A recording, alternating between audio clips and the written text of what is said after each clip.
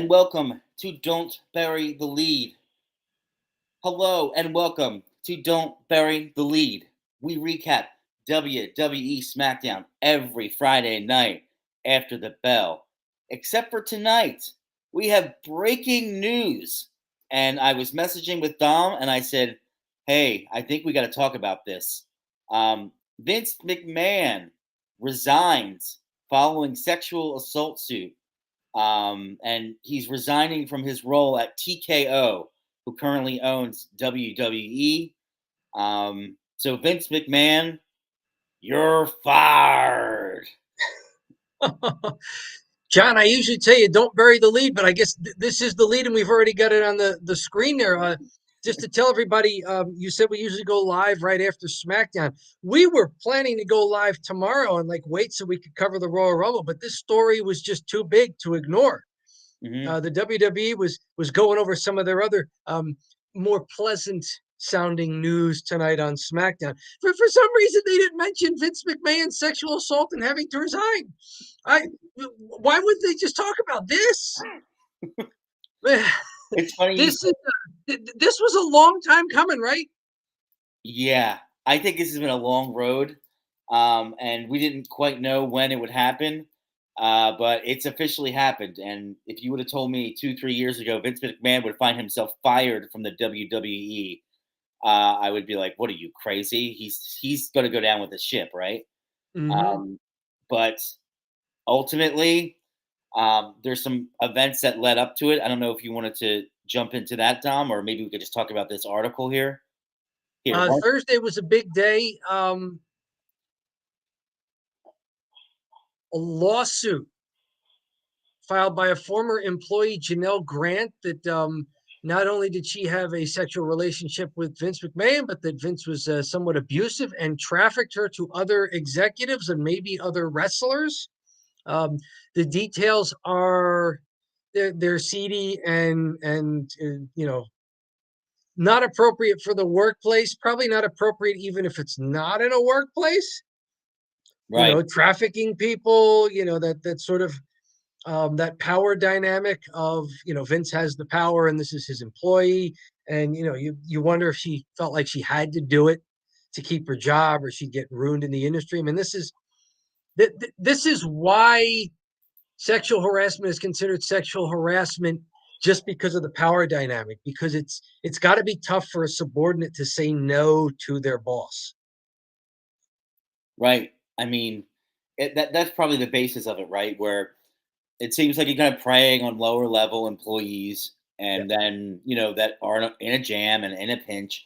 I think the story said that her parents were bankrupt, and he got her a job with WWE, and then like one thing led to another, and maybe we won't get too into the nitty gritty here, but pretty awful stuff was said by Vince, and if it's allegations, I don't know, but if there's text messages and there's any proof for the text messages, then I believe that's a smoking gun, right? Well, I tell you what, we have a tendency in our society, especially in celebrity culture, to have trials just in the news media. But if the allegations are not true, they're credible enough that they caused WWE advertiser Slim Jim to pause its sponsorship with WWE programming early today, Friday, Hmm. in a move which it said was due to the allegations against McMahon. So this is the modern celebrity world. If there's an allegation that seems to have enough behind it, that's enough um, for reputations and the big money that changes hands in advertising and sponsorships and partnerships to be disrupted. So TKO Holdings just went for it here. This comes on the heels of two things they mentioned on WWE SmackDown tonight, which was the $5 billion deal with Netflix, and then The Rock, Dwayne Johnson, joining the company's board in a great deal for The Rock and also a good deal publicity wise for the board. So this was supposed to be a great day of out of ring news for WWE. And then Vince McMahon's apparent predation and perverted treatment of his employees took the big headline. Um, Yeah. what say you about this? You mentioned things leading up to this. How surprised are you by this? How unsurprised are you by this? You know, I kind of knew. I figured they had kept him on the board with TKO. He's gonna have like a 2 year run with them, and maybe they'll re-sign or he won't. And that kind of that stuff kind of went away. The other allegations, but with the more recent ones, it almost pressed their hand when two things really. TKO threw Vince right under the bus.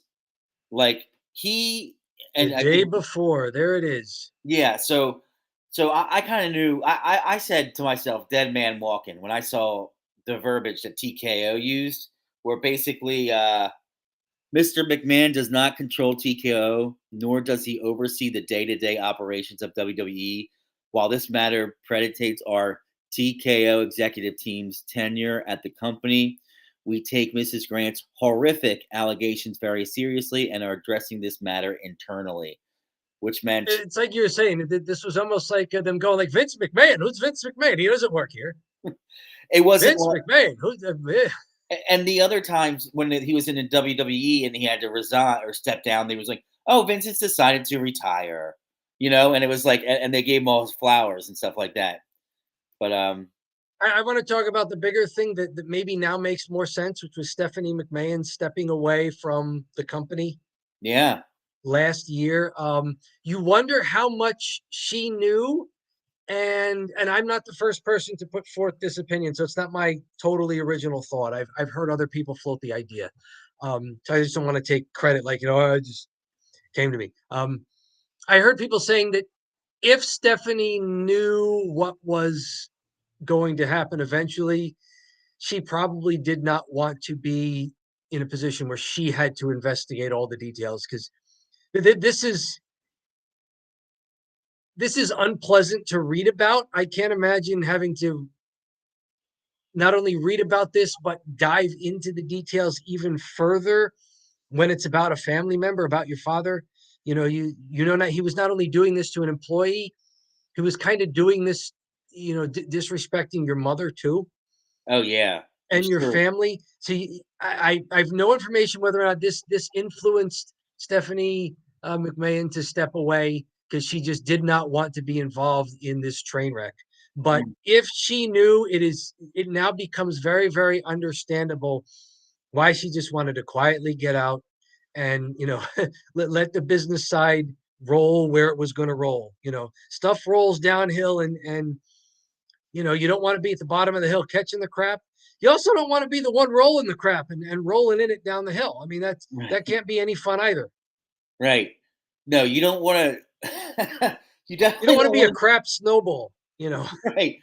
Yeah, you don't want to be going through your father's crap, literally here that he did, and having to go through all of this. I can't imagine what's kind of going through her brain, but hopefully there's a psychiatrist out there that can help her out, kind of unpack it all. But it's a shame, for sure, from that perspective. Like the family that he affects around him, because he always kind of came off as a family man. Like he was always a little evil. He was always like Mhm. money grubbing, and he was like, but he always felt like a family man, and I don't know that that was the case in the later portion of his life. That's a good point. He's talked about, the fact that they almost mortgaged everything as a family to just get WrestleMania off the ground. That first WrestleMania, Mm, um, he um, inherited or bought the company from his father, Vincent McMahon Sr. So it always gave off that family feel, like, yeah, okay, it's basically the modern carnival, and it's a tough business world to be in. yeah, But guys can be tough businessmen in a tough industry and still be decent to the people around them. It's not personal, it's business. sure. And it seems like that Vince was he may not have been the most trustworthy and decent person off camera, or out of the negotiating room either. Right. This is tough. One other thing in this article from The Wrap, we got the main article here tonight about the resignation from TheWrap.com. It had been unclear if McMahon could be forced out, as TKO Group's founding documents registered with the SEC include clauses stating that the chairman role could only be filled by someone else if McMahon resigned, died, or was incapacitated.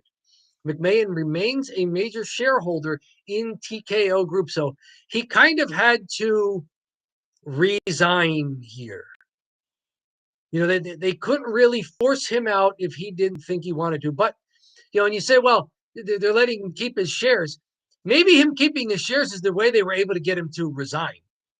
Right. Like, look, if you stay on and this company tanks, guess who tanks with it? Your net worth. Right. So do you want to leave and keep your investment? Or do you want to stay on and take everybody down with you, including your family members who still have some stock holdings? Interesting. And destroy your legacy. I don't know if there's anything else you wanted to say about this story and what it is. I might have one more question about it, but yeah. Anything else you want to do to wrap this up? Yeah, from my perspective, I wanted to just hop on here because, and I messaged you earlier, Dom. I said, we started doing this show a year and 2 months ago, a year and 3 months ago. And I said, I didn't realize there was so much news in wrestling until I started to make, this show. And I'm like, I can't believe how much news is here. And once he officially got fired, I said, we got to jump on and make a 15-minute video because the views must be coming from this. The views must be coming. Okay, I got one more thing that's going to make this even more of a bombshell. We have talked about Vince McMahon's life being a shoot and a work. Yeah. It is the eve of the Royal Rumble. Vinnie Mac is number 30 in the men's Royal Rumble tomorrow. They had to cook up this whole story so that he could be off of the board so that he could come out and compete in the men's Royal Rumble. I'm calling it right here tonight. So when it happens, you heard it here first on Don't Bury the Lead. He should do it. That would be the move of the century. That would be like the most famous wrestling incident or wrestling event ever. Like, oh my God, remember when Vince McMahon got fired and then came up with the Royal Rumble as entrant number 30? And won it and beat Roman Reigns to end his historic title reign. Right? So, hey, watch the Royal Rumble tomorrow. And fans love to count. We're going to be counting all the way to number 30 and wondering if it's going to be Mr. McMahon. I noticed that Vince sold a lot of his TKO stock and he's sitting on a lot of cash.